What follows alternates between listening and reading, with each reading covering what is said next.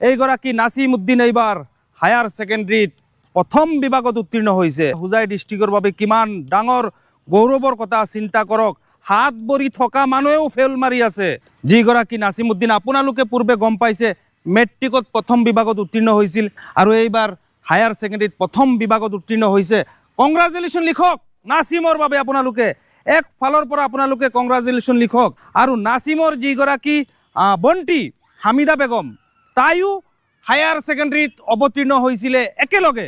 নাছিমৰ বন্তি হামিদা বেগম তাইও প্ৰথম বিভাগত উত্তীৰ্ণ, নাছিম উদ্দিনো প্ৰথম বিভাগত উত্তীৰ্ণ। এইবাৰ 2025 বৰ্ষৰ হায়াৰ ছেকেণ্ডেৰী পৰীক্ষাৰ আজিৰ ৰিজাল্ট দিছে।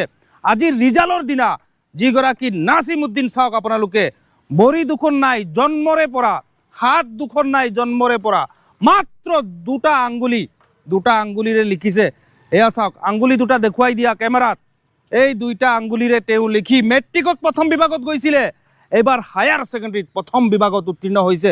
হোজাই ডিষ্ট্ৰিক্টৰ গৌৰৱ, হোজাই ডিষ্ট্ৰিক্টৰ লাখ লাখ যুৱক যুৱতীৰ প্ৰেৰণা, লাখ লাখ যুৱক যুৱতীৰ ওচৰত ভিডিঅ' পঠাবৰ কাৰণে আপোনালোকে উৎসাহ প্ৰেৰণা যোগাবৰ কাৰণে নাছিমৰ ভিডিঅ' ঘৰে ঘৰে শ্বেয়াৰ মাৰক, হাতে হাতে মোবাইলে পঠিয়াই দিয়ক আপোনালোকে। কাৰণ আজিকালি মানে ভাল ভাল ধনী ধনী প্ৰভাৱশালী টকা পইচা থকা ঘৰৰ ল'ৰা ছোৱালীও ফেল মাৰি আছে, আণ্ডা পাই আছে, আলু পাই আছে পৰীক্ষাত।